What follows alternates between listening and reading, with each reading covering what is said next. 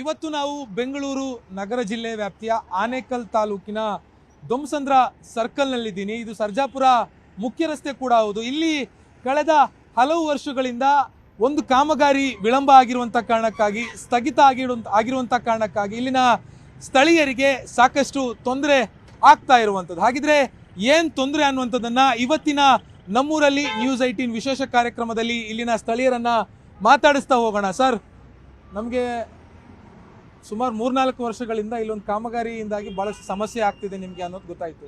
ಏನು ಸರ್ ಸಮಸ್ಯೆ? ಸರ್, ಈಗ ಇದು ಬೆಂಗಳೂರಲ್ಲಿ ತುಂಬ ಪ್ರತಿಷ್ಠಿತವಾಗಿರ್ತಕ್ಕಂತಹ ಜಾಗ ಅಂತಂದರೆ ಅದು ಸರ್ಜಾಪುರ ರೋಡು. ಸರ್ಜಾಪುರ ರೋಡಲ್ಲಿ ಸಾಕಷ್ಟು ಕಂಪ್ನಿಗಳಿರ್ಬೋದು, ಸಾಕಷ್ಟು ಸ್ಕೂಲ್ಸ್ ಇರ್ಬೋದು. ಈ ಒಂದು ಕರ್ನಾಟಕ ರಾಜ್ಯದಲ್ಲಿ ಅತಿ ಹೆಚ್ಚು ಸ್ಕೂಲ್ಸ್, ಇಂಟರ್ನ್ಯಾಷನಲ್ ಸ್ಕೂಲ್ಸ್ ಅಂತಂದರೆ ಇದು ಇರೋಂಥದ್ದು ಸರ್ಜಾಪುರದ ಭಾಗದಲ್ಲಿ.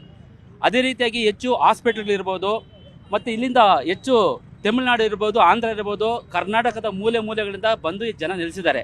ಸುಮಾರು 1000 ಎಕರೆ ಡೆವಲಪ್ಮೆಂಟ್ ಆಗಿದೆ, ಲಕ್ಷಾಂತರ ಮನೆಗಳಿದೆ ಇಲ್ಲಿ.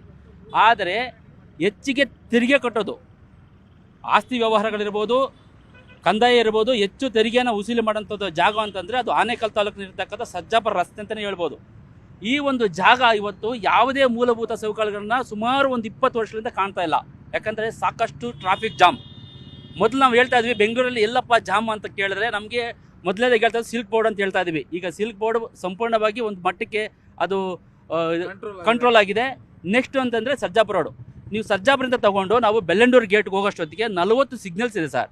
ಪ್ರತಿಯೊಬ್ಬ ವ್ಯಕ್ತಿನೂ ತಾನು ಹೋಗ್ಬೇಕಾದ್ರೆ ಸುಮಾರು ಸರ್ಜಾಪುರದಿಂದ ಬೆಂಗಳೂರಿಗೆ, ಯಾಕಂದರೆ ಪ್ರತಿ ಮನೆಯಲ್ಲೂ ಲಕ್ಷಾಂತರ ಜನ, ಸಾವಿರಾರು ಜನ ಬೆಂಗಳೂರು ಸಿಟಿನ ಅವಲಂಬಿಸ್ಕೊಂಡಿದ್ದಾರೆ. ಬಿಸ್ನೆಸ್ ಇರ್ಬೋದು, ವ್ಯವಹಾರ ಇರ್ಬೋದು, ಸ್ಕೂಲ್ ಇರ್ಬೋದು, ಯಾವುದೇ ಟೀಚರ್ಸ್ ತೊಗೊಳ್ಳಿ, ಯಾವುದೇ ಇದು ಸಾಫ್ಟ್ವೇರ್ ಉದ್ಯೋಗಿಗಳು ತೊಗೊಳ್ಳಿ, ರೈತ ತೊಗೊಳ್ಳಿ. ರೈತ ಏನು ಮಾಡ್ತಾ ಇದ್ದಾನೆ ಇವತ್ತಂತಂದರೆ ರಾತ್ರಿ 2 ಗಂಟೆ ಟ್ರಾವೆಲ್ ಮಾಡ್ತಾ ಇದ್ದಾನೆ ಟ್ರಾಫಿಕ್ ಜಾಮ್ಗೋಸ್ಕರ. ಯಾಕಂದ್ರೆ ತಾನು ಬೆಳೆದಂತಹ ಬೆಳೆ ಎಲ್ಲಿ ನಾಶ ಆಗೋಗುತ್ತೋ ಅಂತೇಳಿ ಏನು ಮಾಡ್ತಾ ಇದ್ದಾನೆ, ತನ್ನ ಹೂವು ಇರ್ಬೋದು ಅಥವಾ ತರಕಾರಿ ಇರ್ಬೋದು, ತನ್ನ ತಾಜ್ಯತೆಯನ್ನು ಕಳ್ಕೊಳ್ಳುತ್ತೆ ಅನ್ನೋ ದೃಷ್ಟಿಯಿಂದ ರಾತ್ರಿ 2 ಗಂಟೆಗೆ ಟ್ರಾವೆಲ್ ಮಾಡಿ ತನ್ನ ಮಾರ್ಕೆಟ್ ವ್ಯವಹಾರ ಮುಗಿಸ್ಕೊಂಡ್ಬರ್ತಾ ಇದ್ದಾನೆ. ಕಾರಣ ಟ್ರಾಫಿಕ್ ಜಾಮ್. ಅದೇ ಮಕ್ಕಳು ಮನೆಗೆ ಬರೋದಕ್ಕೆ 2 ಅವರ್ 3 ಅವರ್ ತಡ ಆಗುತ್ತೆ. ಸ್ಕೂಲಿಂದ ಬೆಳಿಗ್ಗೆ 4 ಗಂಟೆಗೆ ಎದ್ದೇಳಬೇಕು, ಯಾಕಂದರೆ ಟ್ರಾಫಿಕ್ ಜಾಮ್. ಬೇಗ ಹೋಗೋಕ್ಕಾಗಲ್ಲ, ಅಲ್ಲಿ ಬಯಸ್ಕೋಬೇಕು. ಕಾರಣ ಅಂತಂದರೆ ಟ್ರಾಫಿಕ್ ಜಾಮ್. ಇಲ್ಲಿ ಸುಮಾರು 40 ಇಂಟರ್ನ್ಯಾಷನಲ್ ಸ್ಕೂಲ್ ಇದೆ, ಸುಮಾರು 10,000 ಬಸ್ಸಸ್ ಇದೆ, ಸ್ಕೂಲ್ ಬಸ್ಸಸ್ ಇದೆ. ಅದೇ ರೀತಿಯಾಗಿ ಈ ಟೆಕ್ಕಿಗಳಿದಲ್ಲ, ಟೆಕ್ಕಿಗಳು ಕೂಡ ಆಂಧ್ರ ಭಾಗ ಮತ್ತು ತಮಿಳುನಾಡು, ಈ ಕರ್ನಾಟಕದ ಈ ಏನು ಬಾರ್ಡರ್ ಇದೆಯೋ ಈ ಬಾರ್ಡ್ರಲ್ಲಿ ಎಲ್ಲರೂ ಬಂದು ಇಲ್ಲಿ ನಿಲ್ಲಿಸಿದ್ದಾರೆ. ಸುಮಾರು 1000 ಎಕರೆ ಡೆವಲಪ್ಮೆಂಟ್ ಆಗಿದೆ. ಸುಮಾರು ಒಂದು 2 ಲಕ್ಷ ಮೇಲ್ಪಟ್ಟ ಮನೆಗಳಿದ್ದಾವೆ ಈಗ ಹೊಸದಾಗಿ ಬಂದಿರೋಂಥದ್ದು. ಇದೇ ರೀತಿ ಆದರೆ ಮುಂದೆ ಏನು ನಮ್ಮ ಗತಿ? ನಾವು ಮನೆಯಿಂದ ಆಚೆ ಬರಬೇಕಾದ್ರೆ ನಾವು ಒಂದು 5 ಕಿಲೋಮೀಟರ್ ಟ್ರಾವೆಲ್ ಮಾಡಬೇಕಾದ್ರೆ ಮಿನಿಮಮ್ 2 ಅವರ್ ತೊಗೊಳ್ತಾ ಇದೆ. ಈ ಸರ್ಕಾರ ಯಾಕೆ ಕಣ್ಣು ಮುಚ್ಕೊಂಡು ಕೂತಿದೆ? ಈಗಾಗಲೇ ಸುಮಾರು ಈ ಫ್ಲೇವರನ್ನು ಅವೈಜ್ಞಿಕವಾಗಿ ಈ ಫ್ಲೇವರನ್ನು ನಿರ್ಮಾಣ ಮಾಡಿದ್ರು. ಸುಮಾರು 10 ವರ್ಷದಿಂದ ಹಾಗೆ ಪೆಂಡಿಂಗ್ ಇದೆ. ಅವರಿಗೆ ಸರ್ಕಾರ ಕಣ್ಣು ಕಾಣಿಸ್ತಾ ಇಲ್ಲ. ಇದು ಯಾಕೆ ಕಣ್ಣು ಕಾಣಿಸೋಕೆ ಗೊತ್ತಿಲ್ಲ. ಶಾಸಕರಾಗಲಿ ಈ ಕಡೆ ತಲೆ ಹಾಕಿ ನೋಡ್ತಾ ಇಲ್ಲ. ಸುಮಾರು ಮೊದಲನೇದಾಗಿ 5 ವರ್ಷಗಳಲ್ಲಿ ಸ್ವಲ್ಪ ಅಭಿವೃದ್ಧಿ ಮಾಡಿದ್ರು ರೋಡ್ಗಳು, ರಸ್ತೆಗಳನ್ನು ಬಿಟ್ಟರೆ. ಆಮೇಲೆ ಶಿವಣ್ಣನವರು ಈ ಕಡೆ ತಲೆ ಹಾಕೋದೇ ಮರ್ತ್ಬಿಟ್ಟಿದ್ದಾರೆ. ನಾವು ಈಗಾಗಲೇ ಕಾಣೆಯಾಗಿದ್ದಾರೆ ಶಾಸಕರು ಅನ್ನೋದು ಕೊಡಬೇಕಾಗಿದೆ. ಯಾಕಂದರೆ ಎಲ್ಲ ಬಿಟ್ಟಿ ಸೌಕರ್ಯಗಳು, ಬಿಟ್ಟಿ ಬಾಗಿಲನ್ನು ಕೊಟ್ಟ ಮೇಲೆ ಯಾರೇ ತಲೆ ಆಗ್ತಾ ಇಲ್ಲ. ಹಾಗಾಗಿ ಈ ಒಂದು ಸರ್ಜಾಪುರ ವ್ಯವಸ್ಥೆ ಏನು ರೆವಿನ್ಯೂ, ಇಡೀ ಕರ್ನಾಟಕಕ್ಕೆ ಅತಿ ಹೆಚ್ಚು ರೆವಿನ್ಯೂ ಬರ್ತಾ ಇರೋದು ಈ ಭಾಗದಿಂದ. ಇದನ್ನ ಯಾಕೆ ಮೂಲೆಗುಂಪು ಮಾಡಿದ್ದಾರೆ? ಇದೇ ಕಡೆಗಣಿಸ್ತಾ ಇದ್ದಾರೆ? ಇದು ನಮ್ಮೊಂದು ಪ್ರಶ್ನೆ. ಹಾಗಾಗಿ ದಯವಿಟ್ಟು ಈ ಒಂದು ಸರ್ಕಾರ ಈ ಒಂದು ಸರ್ಜಾಪುರ ರಸ್ತೆನ ಮುಖ್ಯವಾಗಿ ನೋಡಬೇಕಾಗಿರೋದು. ಇಲ್ಲಿ ಎಜುಕೇಷನ್ ಇಲ್ಲೇ ಇರೋದು, ಆರೋಗ್ಯ ಇಲ್ಲೇ ಇರೋದು, ರೆವಿನ್ಯೂ ಬರ್ತಾ ಇರೋದು ಇಲ್ಲೇನೆ. ಇನ್ಫೋಸಿಸು, ಈ ವಿಪ್ರೋ, ಈ ಪ್ರತಿಷ್ಠಿತ ಪ್ರಪಂಚಕ್ಕೆ ಗೊತ್ತಿರೋಂಥ ಜಾಗಗಳು ಇರೋಂಥದ್ದು, ಟ್ಯಾಕ್ಸ್ ಕಟ್ಟಂಥ ಜಾಗ ಅಂತಂದರೆ ಸರ್ಜಾಪುರ ರಸ್ತೆ. ಸರ್ಜಾಪುರ ರಸ್ತೆ ಇವತ್ತು ಸ್ಥಿತಿ ನೋಡಿದ್ರೆ ಮೂಗು ಮುಚ್ಕೊಂಡು ಓಡಬೇಕು. ಇಲ್ಲಿ ಸುಮಾರು 1 ತಿಂಗಳಿಗೆ ಸುಮಾರು ಆಕ್ಸಿಡೆಂಟ್ಗಳಾಗ್ತಾ ಇದ್ದಾವೆ. ಎಲ್ಲರೂ ಬಿಮಾರಿಯಿಂದ, ಕಾಯಿಲೆಯಿಂದ ಸಾಯ್ತಾ ಇದ್ದಾರೆ. ಕಾರಣ ಏನಂತಾರೆ, ಇಲ್ಲಿಂದ ಬರ್ತಕ್ಕಂಥ ಡಸ್ಟು. ಇದನ್ನು ಯಾರು ಮಣ್ಗಾಣ್ತಾ ಇಲ್ಲ. ಹಾಗಾಗಿ ಸರ್ಕಾರ ಇದಕ್ಕೆ ಗಮನ ಹರಿಸಬೇಕು.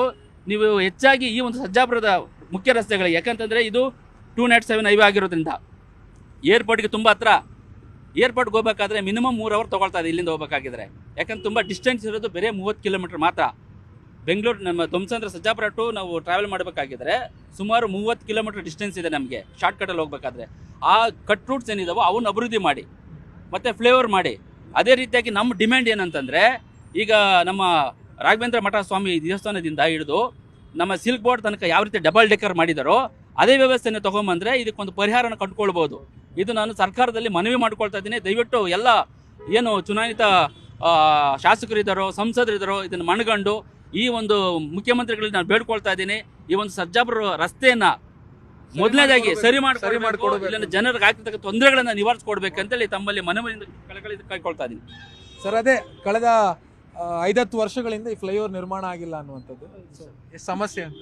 ಸರ್ ಇಲ್ಲಿ ಸಮಸ್ಯೆ ಬಂದು 2020ರಲ್ಲಿ ಚಾಲನೆ ಕೊಟ್ಟಿದ್ದು ಕಾಮಗಾರಿ ಇದು ಬಹುಶಃ 134 ಕೋಟಿ ವೆಚ್ಚದಲ್ಲಿ ಸ್ಟಾರ್ಟ್ ಮಾಡಿರೋದು. ಸರ್ ಆ 134 ಕೋಟಿ ಯಾರಪ್ಪನ ಮನೆ ದುಡ್ಡಲ್ಲ, ಯಾರಪ್ಪನ ಮನೆ ದುಡ್ಡಲ್ಲ. ಇಲ್ಲಿ ಕಷ್ಟಪಡೋ ಮನುಷ್ಯಯಿಂದ ಚರ್ಮ ಹಿಂಡು ಉಸುಲಿ ಮಾಡಿದಂಥ ಟ್ಯಾಕ್ಸ್ ಅಮೌಂಟು. ಸರ್ ನಿಮ್ಮ ಮುಖಾಂತರ ಗಮನಕ್ಕೆ ಕೊಡೋದು ಏನಂದರೆ ಇಲ್ಲಿ ಸುಮಾರು ಡೆತ್ಗಳಾಗಿದೆ. ಇವರು ಡೆವಲಪ್ಮೆಂಟು ಇದೆ ಸರ್, ಡೆವಲಪ್ಮೆಂಟ್ ಇದು. ಯಾರಪ್ಪನ ಮನೆ ದುಡ್ಡು ಅಂತ ಇವ್ರಿಗೆ ಬಾಲ್ಗಳು ಬಲ್ತಿದ್ದಾರೆ. ಇದು ಸರ್ಜಾಪುರ ರೋಡಲ್ಲಿ ಸಿಟಿಯ ಕಂಟ್ರೋಲ್ ಇರುವಂಥ ಒಂದು ಸ್ಥಳ ಇದು ಕಾಡಲ್ಲಿಲ್ಲ ಈ ಸ್ಥಳ. ಇದು ಅವ್ರು ಇಷ್ಟ ಬಂದಂಗೆ ಮಾಡಿದ್ದಾರೆ, ಇಷ್ಟ ಬಂದಂಗೆ ಬಿಟ್ಟಿದ್ದಾರೆ. ಎಷ್ಟು ಡೆತ್ಗಳಾಗಿದೆ ಸರ್ ನೋಡಿ. ಒಂದು ರೆಡ್ ಟಿಂಕರಿಂಗ್ ಇಲ್ಲ, ಒಂದು ಗೈಡ್ಲೈನ್ ಇಲ್ಲ, ಏನೂ ಇಲ್ಲ. ಇವ್ರ ಅಪ್ಪನ ಮನೆ ದುಡ್ಡಿಂದ ಮಾಡಿದ್ದಾರೆ. ಇವರು ಚರ್ಮ ಇಂಡುಸಲಿ ಮಾಡಿರೋ ದುಡ್ಡು ಸರ್ ಇದು. ಯಾರಪ್ಪನ ಮನೆ ದುಡ್ಡಿಲ್ಲ. ನೆಕ್ಸ್ಟ್ ನಿಮ್ಮ ಮುಖಾಂತರ ನಾವು ಎಚ್ಚರಿಕೆ ಕೊಡೋದೇನಪ್ಪ ಅಂದರೆ ಸರ್ಕಾರಕ್ಕೆ ಏನಾದರೂ ಡೆತ್ ಆಯಿತು ಅಂದರೆ ಇವ್ರ ಅಧಿಕಾರಿಗಳು ಮನೆ ಮುಂದೆನೇ ಬಂದ್ ಮಾಡೋ ಪ್ರಯತ್ನ ನಾವು ಮಾಡ್ತೀವಿ. ಯಾರಪ್ಪನ ಮನೆ ದುಡ್ಡು ಸರ್ ಇದು. 134 ಕೋಟಿ ಡೆಡ್ ಇನ್ವೆಸ್ಟ್ಮೆಂಟ್ 2 ವರ್ಷ ಸ್ಟಾಪ್ ಮಾಡಿದ್ದಾರೆ. ಅದೇ ಅಮೌಂಟ್ ಒಂದು ಡೆವಲಪ್ಮೆಂಟ್ ಯೂಸ್ ಮಾಡಿದರೆ ಎಷ್ಟು ಯೂಸ್ ಆಗಿರೋದು ಸಾಮಾನ್ಯ ಜನರಿಗೆ ಎಲ್ಲಿ ಮಾಡಿದ್ದಾರೆ? ಒಂದು ಸಾಮಾನ್ಯ ಜನ ಟಿಪಿ ಕಟ್ಟಿಲ್ಲ ಅಂದರೆ ರೋಡಲ್ಲಿ ಸೀಸ್ ಮಾಡ್ತಾರಲ್ಲ ಗಾಡಿ.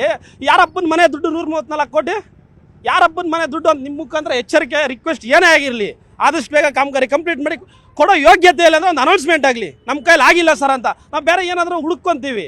ಯಾರಪ್ಪನ ಮನೆ ದುಡ್ಡು ಅಂತ ಇವ್ರು ಇಷ್ಟೆಲ್ಲ ಮಾಡ್ತಿದ್ದಾರೆ.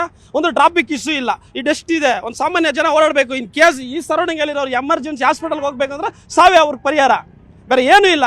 ಇನ್ ಕೇಸ್ ಯಾವುದೋ ಪ್ರೆಗ್ನೆಂಟ್ ಲೇಡಿ ಬರಬೇಕು ಅಂದರೆ ಇಲ್ಲಿ ಹಾಸ್ಪಿಟಲ್ ಕನೆಕ್ಟ್ ಆಗಿ ಡೆತ್ತೇ ಅವ್ರ ಫೈನಲ್. ಯಾರು ಸರ್ ಜವಾಬ್ದಾರಿ? ಇದೇ ಡೆವಲಪ್ಮೆಂಟು, ಡೆವಲಪ್ಮೆಂಟ್ ಇವ್ರು ಸರ್ಕಾರ ಮಾಡ್ತಿರೋ ಡೆವಲಪ್ಮೆಂಟು. ಯಾರಪ್ಪನ ಮನೆಯಿಂದ ತಂದು ಹಾಕಿರೋ ದುಡ್ಡಿದು. ಒಂದು ಟ್ಯಾಕ್ಸ್ ಪೇಯರ್ ಅಮೌಂಟ್ ಕಟ್ಟಿದ್ರೆ ವಿತ್ ಇಂಟ್ರೆಸ್ಟ್ ಸಮೇತ ವಸೂಲಿ ಮಾಡ್ತೀರಾ. ಅವ್ರು ಕೊಟ್ಟರೆ ಮತ ಪ್ರಕಾರ ಕೆಲಸ ಮುಗಿಸ್ಕೊಡ್ಬೇಕು ತಾನೆ. ಯಾರು ಸರ್ ಇದು ರೆಸ್ಪಾನ್ಸಿಬಿಲಿಟಿ? ನಿಮ್ಮ ಮುಖಾಂತರ ಕೇಳೋದು ಇಷ್ಟೇ. ಒಂದು ಈ ಕಾಮಗಾರಿ ಕಂಪ್ಲೀಟ್ ಮಾಡಿ, ಈ ಸರ್ಕಲ್ ಇಂಪ್ರೂವ್ಮೆಂಟ್ ಮಾಡಿ. ನೋಡಿ 40 ಟನ್ ಓಡಾಡೋ ರಸ್ತೆಯಲ್ಲಿ ಅವರು ಪ್ಯಾಚ್ಗಳಾಗ್ಬಿಟ್ರೆ ಯಾವ ಲೆಕ್ಕ ಇದು? ಇದು ರೆಸಿಡೆನ್ಸಿ ವೆಹಿಕಲ್ ಓಡೋ ರಸ್ತೆನ ಇದು? ಇಲ್ಲಿಂದ ತಮಿಳ್ನಾಡು ಅಂದ್ರೆ ಕನೆಕ್ಟಿವಿಟಿ ರೋಡ್ ಇದೆ. ಯಾರು ರೆಸ್ಪಾನ್ಸಿಬಿಲಿಟಿ ತಗೊಂತಾರೆ ಇದಕ್ಕೆ? 40 ಟನ್ ಗಾಡಿ ಒಂದು ಜಾಮ್ ಆಯ್ತು ಅಂದರೆ ಗಟ್ಟಲೆ ಸ್ಟಾಪ್ ಮಾಡಬೇಕು. ಅದೇ ಟೈಮಲ್ಲಿ ಒಂದು ಸ್ಕೂಲ್ಗೆ ಹೋಗೋ ಮಗು ಏನಾಗಬೇಕು? ರೆಸ್ಪಾನ್ಸಿಬಿಲಿಟಿ ದ ಪರ್ಸನ್ ಯಾರು ಕೊಡ್ತಾರೆ? ಒಂದು ಆಫೀಸಿಗೆ ಲೇಟ್ ಆಗೋಯ್ತು ಅಂದರೆ ಯಾರನ್ನ ಮಗ ರೆಸ್ಪಾನ್ಸಿಬಿಲಿಟಿ ಇದು? ಸರ್ಕಾರ ಅಂತ ಪೇ ಮಾಡ್ತಾನೆ ಅವ್ರ ಅಮೌಂಟು. ದಯವಿಟ್ಟು ನಿಮ್ಮ ಮುಖಾಂತರ ಕೊಡೋ ಗಮನ ಏನಂದ್ರೆ ಸರ್, ಬಂದು ಗ್ರಾಮೀಣ ಪ್ರದೇಶ ಅರ್ಥ ಮಾಡ್ಕೊಳ್ಳಿ. ಬೆಂಗಳೂರು ಇವತ್ತು ಡೆವಲಪ್ ಆಗಿದೆ. ನಮ್ಮನ್ನ ಆಳ್ತಕ್ಕಂಥ ಸರ್ಕಾರಗಳು ಏನು ಮಾಡಿದ್ದಾರೆ ಅಂದ್ರೆ ಡೆವಲಪ್ಮೆಂಟ್ ಎಲ್ಲಿ ಮಾಡ್ಬೇಕು ಅನ್ನೋ ಕನಿಷ್ಠ ಪ್ರಜ್ಞೆ ಅವ್ರಿಗಿಲ್ಲ. ಇವತ್ತು ಹಳ್ಳಿ ದೊಂಸಂದ್ರ ಸರ್ಜಾಪುರ ಏನಿದೆ ಇದು ಪ್ಯೂರ್ ಹಳ್ಳಿ. ಈ ಹಳ್ಳಿನ ಇವತ್ತು ನಾಗರಿಕತೆಯಿಂದ ಸಿಟಿ ಮಾಡಿ ಯಾವತ್ತೇ ಆಗಲಿ ಒಂದು ಡೆವಲಪ್ಮೆಂಟ್ ನಾವು ಮಾಡ್ಬೇಕಂದ್ರೆ ಮೂಲ ಗ್ರಾಮನ ಮುಟ್ಟಬಾರ್ದು, ಮೂಲ ಸಿಟಿಯನ್ನ ಮುಟ್ಟಬಾರ್ದು. ಸಿಟಿಯಿಂದ ಹೊರಗಡೆ ಹೋಗಿ ನೀವು ಡೆವಲಪ್ಮೆಂಟ್ನ ಸ್ಟಾರ್ಟ್ ಮಾಡಬೇಕೇ ಹೊರತು ಸರ್ ಇವತ್ತು ನೀವು ಈ ಸರ್ಕಲ್ ಏನು ನೋಡ್ತಾ ಇದ್ದೀರಾ? ಇದು ಗ್ರಾಮೀಣ ಭಾಗ ಇತ್ತು, ಇಲ್ಲೊಂದು ಪಿಲ್ಲರ್ ಇತ್ತು, ಇಲ್ಲೊಂದು ಪಿಲ್ಲರ್ ಇತ್ತು. ಅದು ನಮ್ಗೆ ಏನು ಸೂಚಿಸ್ತಾ ಇತ್ತು ಅಂದರೆ ಇಲ್ಲಿಂದ ನಮಗೆ ಬೆಂಗಳೂರು ಸಿಟಿ ಪ್ರಾರಂಭ. ಮೊನ್ನೆ ತನಕ ಇತ್ತು. ಈ ಪಿಲ್ಲರ್ಗಳು ಬಂದು ಇಲ್ಲಿ 2 ಆ ಕಂಬಗಳೇನಿತ್ತು ಆ ಗೇಟ್ನ ಹೊಡೆದಾಕಿದ್ದಾರೆ. ನೀವು ಮುತ್ತಾನಲ್ಲೂರು ಕ್ರಾಸ್ಗೆ ಹೋದ್ರೆ ಇವತ್ತು ಸರ್ ನೀವು ಅಲ್ಲಿ ಕವರ್ ಮಾಡಿ ಅಲ್ಲೊಂದು ಕಲ್ಲಲ್ಲಿ ಕೆತ್ತಿದ್ದಾರೆ ಬೆಂಗಳೂರಿಗೆ ದಾರಿ ಅಂತ ಸೂಚನಾ ಫಲಕ. ಅದು ಇವತ್ತು ಬೀದಿ ಹೆಣ ಥರ ಬೀದಿಲಿ ಬಿದ್ದಿದೆ. ಮೊಣಕಾಲ್ವರೆಗೂ ರಸ್ತೆಗಳು ಗುಂಡಿ ಬಿದ್ದಿದೆ. ಈ ರೀತಿಯಾಗಿದೆ ಹಳ್ಳಿಯನ್ನ ಇವತ್ತು ಇವರು ನಾಗರಿಕತೆಗೆ ತಗೊಬಂದು ಸಿಟಿಸನ್ಸ್ ಎಲ್ಲ ಡೆವಲಪ್ ಮಾಡ್ಬೇಕಂತೇಳಿ ಡೆವಲಪ್ಮೆಂಟ್ ಅನ್ನೋ ಹೆಸರಿನಲ್ಲಿ ಸರ್ ಇದು ಬಂದು ನಮ್ಮ ತಿರುಪತಿ ಹೈವೇ ಚಿತ್ತೂರು ಹೈವೇಗೆ ಕನೆಕ್ಟಿವಿಟಿ. ಇಲ್ಲಿಂದ 6 ಕಿಲೋಮೀಟರ್ ತಮಿಳ್ನಾಡು, ಇಲ್ಲಿಂದ 25 ಕಿಲೋಮೀಟರ್ ಆಂಧ್ರ. 3 ರಾಜ್ಯಗಳ ಗಡಿ ಭಾಗ ಇದು. 3 ರಾಜ್ಯಗಳ ಗಡಿ ಭಾಗದಲ್ಲಿ ನೀವು ಇವತ್ತು ಡೆವಲಪ್ಮೆಂಟಲ್ ವರ್ಕ್ಸ್ ಯಾವ ರೀತಿ ಮಾಡ್ತಾ ಇದ್ದೀರಾ?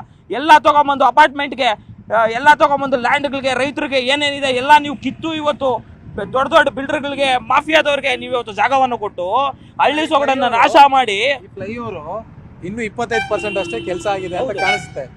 ಪಿಲ್ಲರ್ಗಳು ಹಾಕಿದಾರಲ್ಲ, ಈ ಪಿಲ್ಲರ್ಗಳು ಬೇರೆ ಬೇರೆ ಪಾರ್ಟಿಯದ್ದು ಅಥವಾ ಸಂಘ ಸಂಸ್ಥೆಗಳದ್ದು ಬಾವುಟ ಕಟ್ಟಕ್ಕೆ ಹಾಕದಂಗಿದೆ ಸರ್. ಇದು ಕನ್ನಡ ರಾಜ್ಯೋತ್ಸವ ಮಾಡಿದಾಗ ಕಟ್ಟಿರೋದಷ್ಟೇ, ಜನಕ್ಕೆ ಗೊತ್ತಿಲ್ಲ. ಅವ್ರಿಗೂ ಏನೋ ಖಾಲಿ ಬಿದ್ದಿದೆ ಅಂತ ಕಟ್ಕೊಂಡಿದ್ದಾರೆ. ಇದು ಯಾವುದೇ ಪಾರ್ಟಿಗೆ ಸಂಬಂಧಪಟ್ಟಿದ್ದಲ್ಲ, ಸಂಘ ಸಂಸ್ಥೆಗಳಿಗೆ ಸಂಬಂಧಪಟ್ಟಿದ್ದಲ್ಲ, ಸಂಘಟನೆಗಳಿಗೆ ಸಂಬಂಧಪಟ್ಟಿದ್ದಲ್ಲ.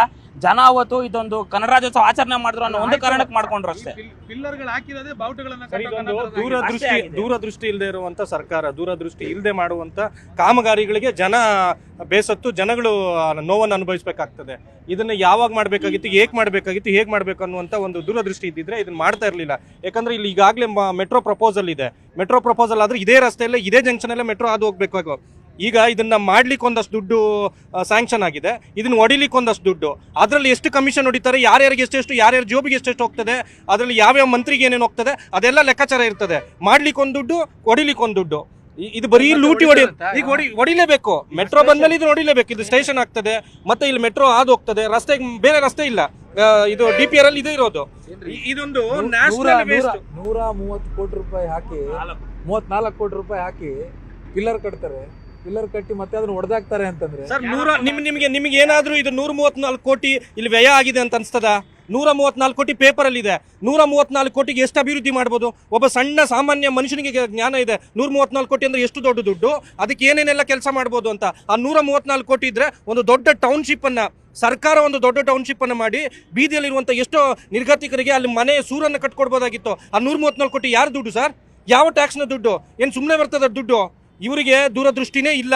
ಇನ್ನೊಂದು, ನೀವು ಈ ರಸ್ತೆಯಿಂದ ಮುಂದಕ್ಕೆ ಹೋದ್ರೆ 100 ಎಕರೆಯ ಹೊಸ ಬಡಾವಣೆಗಳಿಗೆ ಪರ್ಮಿಷನ್ ಅನ್ನು ಕೊಡ್ತಾ ಇದ್ದಾರೆ. ಸರ್, ಯಾವುದೇ ಪರ್ಮಿಷನ್ ಕೊಡಬೇಕಾದ್ರೆ ಅದಕ್ಕೆ ಮೊದಲು ಮೂಲಭೂತ ಸೌಕರ್ಯಗಳಿಗೆ ಇದು ಕೊಡಬೇಕಾಗ್ತದೆ, ಆದ್ಯತೆ ಕೊಡಬೇಕಾಗ್ತದೆ. ಮೂಲಭೂತ ಸೌಕರ್ಯಗಳನ್ನು ಕೊಟ್ಟ ನಂತರ ಯಾವುದೇ ಹೊಸ ಪ್ರಾಜೆಕ್ಟ್ಗೆ ಪರ್ಮಿಷನ್ ಕೊಡಬೇಕಾಗ್ತದೆ. ಇಲ್ಲಿ ಪ್ರಿಸ್ಟೇಜ್ ಅಂತ, ಪೂರ್ವಂಕರ ಅಂತ, ಸಲಾರ್ಪುರಿ ಅಂತ 100 ಎಕರೆ ದೊಡ್ಡ ಬಿಲ್ಡರ್ಗಳಿಗೆ ಕೊಡ್ತಾ ಇದ್ದಾರೆ. ಅವ್ರ ಹತ್ರ ಎಷ್ಟೆಷ್ಟು ಟ್ಯಾಕ್ಸ್ ತಗೋತೀರಾ ನೀವು? ಅವ್ರಿಗೊಂದು ಪ್ರಾಜೆಕ್ಟ್ಗೆ ಪರ್ಮಿಷನ್ ಕೊಡಬೇಕಾದ್ರೆ ಅಲ್ಲಿನ ಡೆವಲಪ್ಮೆಂಟ್ಗೋಸ್ಕರ, ಇನ್ಫ್ರಾ ಡೆವಲಪ್ಮೆಂಟ್ಗೋಸ್ಕರ ಎಷ್ಟು ದುಡ್ಡು ತಗೋತೀರಿ ನೀವು? ಒಂದು ಪ್ರಾಜೆಕ್ಟ್ ಪರ್ಮಿಷನ್ ಕೊಡಬೇಕಾದ್ರೆ ಇನ್ಫ್ರಾ ಡೆವಲಪ್ಮೆಂಟ್ ದುಡ್ಡು ತಗೋತೀರಿ, ಅವ್ರ ಹತ್ರ ಟ್ಯಾಕ್ಸ್ ತಗೋತೀರಿ. ಮತ್ತೆ ಇಲ್ಲಿ ಲಕ್ಷಾಂತರ ಜನ, ಇಡೀ ದೇಶದಿಂದ ಜನ ಬಂದು ಇಲ್ಲಿ ವಾಸ ಮಾಡ್ತಾ ಇದ್ದಾರೆ. ಅವರಿಂದ ಎಷ್ಟು ಟ್ಯಾಕ್ಸ್ ಪ್ರತಿ ತಿಂಗಳು ನೀವು ಕಲೆಕ್ಟ್ ಮಾಡ್ತೀರಿ? ಎಷ್ಟು ವೆಹಿಕಲ್ಸ್ ಇದೆ ಗೊತ್ತಾ ಇಲ್ಲಿ? ಅದರಿಂದ ಎಷ್ಟು ಟ್ಯಾಕ್ಸ್ ಕಲೆಕ್ಟ್ ಮಾಡ್ತೀರಿ? ಅದರಲ್ಲಿ ಅಟ್ಲೀಸ್ಟ್ 10% ನೀವು ಡೆವಲಪ್ಮೆಂಟ್ಗೋಸ್ಕರ ಕೆಲಸ ಮಾಡ್ತಾ ಇದ್ದೀರಾ? ಅದನ್ನು ವ್ಯಯ ಮಾಡ್ತಾ ಇದ್ದೀರಾ? ಮಾಡ್ತಾ ಇಲ್ಲ. ನಿಮ್ಮನ್ನು ಕೇಳೋರು ಯಾರು ಇಲ್ಲ. ನಿಮಗೆ ಬೇಕಾಗಿ ಜನನೂ ಹಂಗೆ ಆಗಿದ್ದಾರೆ. ನೀವು ಬರೀ ಫ್ರೀ ಬೀಸು ಉಚಿತ ಉಡುಗೊರೆಗಳನ್ನು, ಉಚಿತ ಕಾಮಗಾರಿ ಏನು ಫ್ರೀ ಬೀಸ್ ಕೊಟ್ಟು ನೀವು ಜನನ ಸೋಂಬೇರಿ ಮಾಡಿದ್ದೀರಾ. ಈ ದುಡ್ಡನ್ನೆಲ್ಲ ಅಲ್ಲಿಗೆ ಡೈವರ್ಟ್ ಮಾಡಿದ್ದೀರಾ. ಈ ಖಜಾನೆಯಲ್ಲಿ ದುಡ್ಡಿಲ್ಲ ಅಂತೀರಾ. ಇನ್ನೆಲ್ಲ ಹೋಗ್ತಾ ಇದೆ ದುಡ್ಡು? ಇಷ್ಟು ದುಡ್ಡು ಕಲೆಕ್ಟ್ ಆಗ್ತಾ ಇದ್ದೀರಾ. ಈ 134 ಕೋಟಿಗೆ ಲೆಕ್ಕ ಕೊಡೋನು ಯಾರು? ಆ ಲೆಕ್ಕ ಕೊಡಬೇಕಲ್ಲ. ಇವತ್ತಿಗೆ ಈ ರಸ್ತೆಯಲ್ಲಿ ನೀವು ಹೋದ್ರೆ ಮೊಣಕಾಲುದ್ದ ಎಷ್ಟೋ ಗಾಡಿಗಳು ಅಲ್ಲಿ ಬಿದ್ದು, 2 ವೀಲರ್ಸು, ಎಷ್ಟೋ ಪ್ರಾಣಗಳು ಹೋಗಿದೆ. ಇದಕ್ಕೆ ಯಾರು ಕಾರಣ? ಯಾರು ಹೊಣೆ ಮಾಡಬೇಕು? ಸರ್ಕಾರ ಹೊಣೆ ಮಾಡಬೇಕಾ? CM ಹೊಣೆ ಮಾಡಬೇಕಾ? ಬ್ರ್ಯಾಂಡ್ ಬೆಂಗಳೂರು ಅಂತ ಹೇಳ್ತೀರಪ್ಪ, ಎಲ್ಲಿ ಬ್ರ್ಯಾಂಡ್ ಬೆಂಗಳೂರು ಕಾಣ್ತಾ ಇದೆ? ಬ್ರ್ಯಾಂಡ್ ಬೆಂಗಳೂರು ಅವಮಾನ ಆಗ್ತದೆ ಬೆಂಗಳೂರಿಗೆ ನೀವು ಮಾಡಿರುವಂಥ ಕೆಲಸ. ಹೊಸ ಸ್ವಿಫ್ಟ್ ಸಿಟಿ ತರ್ತೀನಿ ಅಂತೀರಿ. ಏನಕ್ಕೆ ಸ್ವಾಮಿ ಸ್ವಿಫ್ಟ್ ಸಿಟಿ? ಇರೋ ಸಿಟಿನೇ ನೀವು ಡೆವಲಪ್ ಮಾಡೋಕ್ಕಾಗ್ತಾ ಇಲ್ಲ. ಸ್ವಿಫ್ಟ್ ಸಿಟಿ ಎಲ್ಲಿ ಕಾಣ್ತಾ ಇದೆ? ಇರೋ ರೈತರು, ಅಷ್ಟು ರೈತರು ಉಳ್ಕೊಂಡಿದ್ದಾರೆ. ಅವ್ರ ಜಮೀನುಗಳು ನೋಡೋದು, ಹೊಟ್ಟೆಗೆ ಅನ್ನ ಹಾಕುವಂಥ ರೈತರ ಜಮೀನು ನೋಡೋದು ಸ್ವಿಫ್ಟ್ ಸಿಟಿ ಮಾಡ್ತೀನಿ ಅಂತೀರಾ. ಯಾರಿಗೋಸ್ಕರ ಸ್ವಿಫ್ಟ್ ಸಿಟಿ ಬೇಕಾಗಿತ್ತು? ಇಲ್ಲಿ ಇರೋ ಸಿಟಿನ ಡೆವಲಪ್ ಮಾಡ್ತಾ ಇಲ್ಲ ನೀವು. ಇಲ್ಲಿ ಇರೋದನ್ನ ಡೆವಲಪ್ ಮಾಡಿ ಸಾಕು, ಅದೇ ಎಷ್ಟು ಆಗ್ತದೆ. ಇನ್ನು ಹೊಸ ತಂದು ನೀವು ಇನ್ನೂ ಜನರ ಗೋಳುಗಳನ್ನ ಇನ್ನೂ ಜಾಸ್ತಿ ಮಾಡ್ತೀರ ಹೊರತು ನೀವು ಜನರ ನೋವುಗಳಿಗೆ ಸ್ಪಂದಿಸುವಂಥ ಸರ್ಕಾರನೇ ಅಲ್ಲ. ಸರ್, ಭಾಳ ಸಿಟ್ಟಾಗ್ಬಿಟ್ಟಾರೆಲ್ಲ ಹಿರಿಯ ಜನ. ಒಟ್ಟಾರೆಯಾಗಿ ನಮ್ಮ ತೆರಿಗೆ ಹಣವನ್ನು ಪೋಲ್ ಮಾಡಿರ್ತಕ್ಕಂಥ ಈ ಭಾಗದ ಲೋಕಸಭಾ ಸದಸ್ಯರಾಗ್ಬೋದು ಅಥವಾ ಶಾಸಕರಿರ್ಬೋದು, ಅವರಿಗೆ ಯಾವುದೇ ಬದ್ಧತೆ ಇಲ್ಲ, ಕಾಳಜಿ ಇಲ್ಲ. ಅವರೇನಪ್ಪ ಅಂತೇಳಿದ್ರೆ 5 ವರ್ಷಕ್ಕೊಮ್ಮೆ ಬಂದು ಈ ಜನರನ್ನು ಮರುಳು ಮಾಡಿ ಗೆದ್ದೋದ್ಮೇಲೆ ಏನು ಮಾಡಬೇಕು ಅಂತಕ್ಕಂಥದ್ದು ಅರ್ಹತೆ ಇಲ್ಲ. ಒಟ್ಟಾರೆಯಾಗಿ ಈ ಆನೇಕಲ್ ತಾಲೂಕಿಗೆ ಅತಿ ಹೆಚ್ಚು ತೆರಿಗೆ ಕೊಡ್ತಕ್ಕಂಥವ್ರು ಯಾರಪ್ಪ ಸರ್ಕಾರಕ್ಕೆ ಅಂದರೆ ನಮ್ಮ ಆನೇಕಲ್ ತಾಲೂಕು. ಇವತ್ತು ಈ ಧ್ವಂಸಂದ್ರ ಸರ್ಕಲಲ್ಲಿ ಈಗ ಬಾಬಣ್ಣವ್ರು ಹೇಳ್ದಂಗೆ ಒಳ್ಳೊಳ್ಳೆ ಮಿನಿಸ್ಟ್ರಿಗಳ ಶಾಲೆಗಳೆಲ್ಲ ಇದ್ದಾವೆ. ಅವ್ರದ್ದಿದ್ರೂ ಕೂಡ ಇಲ್ಲಿರ್ತಕ್ಕಂಥದ್ದು ಇವತ್ತು 140 ಕೋಟಿ ಏನು ಇದನ್ನು ಮಾಡಿದ್ದಾರೆ, ಇದು ಕಮಿಷನ್ ಬೇಸ್ಡ್ ಆಗಿ ಹೋಗಿದೆ. ಇವತ್ತು ಇದು ಅರ್ಧ ನಿಂತ್ಕೊಳೋದು ಯಾಕಂತೇಳಿದ್ರೆ, ಒಂದು ಸಾರಿ ಬಿಲ್ ಪಾಸ್ ಮಾಡಿದ್ರೆ ಸ್ವಲ್ಪ ಕಮಿಷನ್ನು, ಆ ಕಮಿಷನ್ ದುಡ್ಡು ಹೆಂಗೆ ಹೋಗ್ತದೆ ಅಂತೇಳಿದ್ರೆ ಅವನೇನು ಅರ್ಧ ಕೆಲಸ ಮಾಡಿರ್ತಾನೆ ಅಲ್ಲಿಗೆ ನಿಂತೋಗುತ್ತೆ. ಹಾಗಾಗಿ ಇವತ್ತು ಬದ್ಧತೆ ಇಲ್ಲ, ಶಾಸಕರಿಗಾಗ್ಬೋದು MP ಆಗ್ಬೋದು ಬದ್ಧತೆ ಇಲ್ಲ. ಮತ್ತು ಅವರು ಯಾವುದೇ ಕಾರಣಕ್ಕೂ ಇವತ್ತು ಯಾವುದೇ ಸರ್ಕಾರ, ಇವು 2 ಸರ್ಕಾರಗಳು ಆಳ್ತಿ ಈ ರಸ್ತೆ ವಿಚಾರವಾಗಿ 2 ಸರ್ಕಾರಗಳು ಸಂಪೂರ್ಣವಾಗಿ ವಿಫಲವಾಗಿದೆ. ಮತ್ತು ಶಾಸಕರು ಕೂಡ ಅವರಿಗೆ ಕಾಳಜಿನೇ ಇಲ್ಲ. ಅವ್ರು ಬೆಂಗಳೂರಿಂದ ಬಂದವರು ಸೊಮ್ಮೆ ಧ್ವಂಸದ ಕತೆ ಅವ್ರಿಗೇನು ಗೊತ್ತು, ಸರ್ಜಾಪುರ ಕತೆ ಅವ್ರಿಗೇನು ಗೊತ್ತು. ದೊಡ್ಡ ಕಾರಲ್ಲಿ ಬರ್ತಾರೆ, ನೀವು ಹೇಳ್ದಂಗೆ ಅವ್ರಿಗೆ ಪೊಲೀಸ್ ಜೀಪ್ ಬರ್ತದೆ, ಮತ್ತೊಂದು ರಕ್ಷಣೆ ಬರ್ತದೆ, ಬಿಡ್ತಾರೆ. ಆದರೆ ಸಾಮಾನ್ಯ ಜನ ಇವತ್ತು ಮೊನ್ನೆ ನೋಡಿ ಇಲ್ಲೇ ಮುಂದೆನೇ ಒಬ್ಬ ತಾಯಿ ಮಗ ಇಬ್ಬರು ಸತ್ತೋದ್ರು, ಸ್ಪಾಟಲ್ಲಿ ಹೋದ್ರು. ಅಲ್ಲ ಮುತ್ತನ ಕ್ರಾಸಲ್ಲಿ ಒಬ್ಬ ಗರ್ಭಿಣಿ, ತುಂಬಿದ ಗರ್ಭಿಣಿ ಸತ್ತೋಗ್ಬಿಟ್ಲು. ಇದಕ್ಕೆ ಆ ಜೀವಕ್ಕೆ ಬೆಲೆ ಇಲ್ವಾ? ಹಾಗಾಗಿ ಈ ಒಂದು ಕಾಮಗಾರಿಗೆ ನೇರ ಹೊಣೆ ಯಾರಪ್ಪ ಅಂತ ಹೇಳಿದ್ರೆ ನಮ್ಮನ್ನು ಆಳ್ತಕ್ಕಂಥ ಜನಪ್ರತಿನಿಧಿ ಅಂತ ಶಾಸಕರೇ ಹೊಣೆ. ಯಾಕಂತ ಹೇಳಿದ್ರೆ ಆತನೇ ತಂದೆ, ಆತನೇ ಮಾಡಬೇಕಾಗಿತ್ತು. ಆದರೆ ಆತನಿಗೆ ಕಮಿಷನ್ ಬೇಸ್ಡ್ ಯಾರು ಹೆಚ್ಚಿಗೆ ಕೊಟ್ಟಿಲ್ಲ ಅನ್ನೋ ನಿಂತೋಗ್ಬಿಟ್ಟಿದೆ. ಹಾಗಾಗಿ ನಾವು ಏನಂತ ಹೇಳಿದ್ರೆ ನಿರಂತರವಾಗಿ ಈ ರಸ್ತೆಯಲ್ಲಿ ಹಳ್ಳಕೊಳ್ಳಗಳು ತುಂಬಿದೆ. ಆಮೇಲೆ ಹಲವಾರು PWದವ್ರನ್ನ ಕೇಳ್ತೀವಿ, ಏನಪ್ಪ ಇದು ಅಂದರೆ ಇದು ನಮ್ಗೆ ಬರಲ್ಲ ಅಂತಾರೆ. ಇನ್ನೊಬ್ರು ಹೇಳ್ತಾರೆ ನಮಗೆ ಬರಲ್ಲ ಅಂತ. ನಾವು ಯಾರನ್ನ ಕೇಳಬೇಕು? ಒಂದು, ಹಾಗಾಗಿ ಇದಕ್ಕೆ ಮೂಲ ನಮ್ಮನ್ನು ಆಳ್ತಕ್ಕಂಥ ಜನಪ್ರತಿನಿಧಿಗಳೇ. ಇದಕ್ಕೆ ಅವರು ಯೋಗ್ಯವರಲ್ಲ, ಅಯೋಗ್ಯರನ್ನು ನಾವು ಆಯ್ಕೆ ಮಾಡಿರೋ ಒಂದೇ ಒಂದು ಕಾರಣದಿಂದಾಗಿ ಕರ್ನಾಟಕ ಅಥವಾ ದೇಶದಲ್ಲಿ ವ್ಯವಸ್ಥೆ ಆಗಿದೆ. ನಾವು ಉತ್ತಮ ವ್ಯಕ್ತಿಗಳನ್ನು ಆಯ್ಕೆ ಮಾಡಿದರೆ ಮಾತ್ರ ಈ ಕೆಲಸ ಮಾಡಲಿಕ್ಕೆ ಸಾಧ್ಯ. ಇವತ್ತು ಈಗಾಗಲೇ ಇಲ್ಲಿನ ಸಾವಿರಾರು ಮಕ್ಕಳು, ಲಕ್ಷ, ನೀವು ನೋಡಿ ಈಗಲೇ ಬೆಳಗ್ಗೆ 8 ಗಂಟೆ 9 ಗಂಟೆಗೆ ಇಷ್ಟಂದರೆ 4 ಗಂಟೆಗೆ ಪಾಸ್ ಮಾಡೋಕ್ಕಾಗೋದೇ ಇಲ್ಲ ಸರ್ಕಲಲ್ಲಿ. ಈಗ ಇಷ್ಟು ಜನ ಇದ್ದಾರೆ, ಯಾರಾದರೂ ಪೊಲೀಸ್ ಇದ್ದಾರಾ? ಯಾರಾದರೂ ಪೊಲೀಸು ಯಾವುದಾದ್ರೂ ಅವ್ರ ಮನೆ ಬಂದಂಗೆ ಹೋಗ್ತದೆ. ಇದು ಒಂದು ಹುಚ್ಚಿರ ಸರ್ಕಾರ ಆಗಿದೆ. ಕಾಂಗ್ರೆಸ್ ಸರ್ಕಾರ ಹುಚ್ಚಿರ ಸರ್ಕಾರ. ಅದಕ್ಕೆ ಮತ ಹಾಕಂತ ಪ್ರಬುದ್ಧರು ನೀವೇ ಅದನ್ನು ಅನುಭವಿಸ್ಬೇಕಾಗ್ತದೆ. ಆದರೆ ಒಂದಲ್ಲ ಒಂದು ದಿನ ಜನ ರೊಚ್ಚಿಗೆದ್ದು ನಿಮ್ಮನ್ನು ಈ ರಸ್ತೆಯಲ್ಲಿ ನಿಮಗೆ ಯಾರು ಜೀರೋ ಟ್ರಾಫಿಕ್ಕನ್ನು ನಿಲ್ಲಿಸಿ ಕಲ್ಲನ್ನು ಹೊಡಿತಕ್ಕಂಥ ಪರಿಸ್ಥಿತಿ ಬರ್ತದೆ.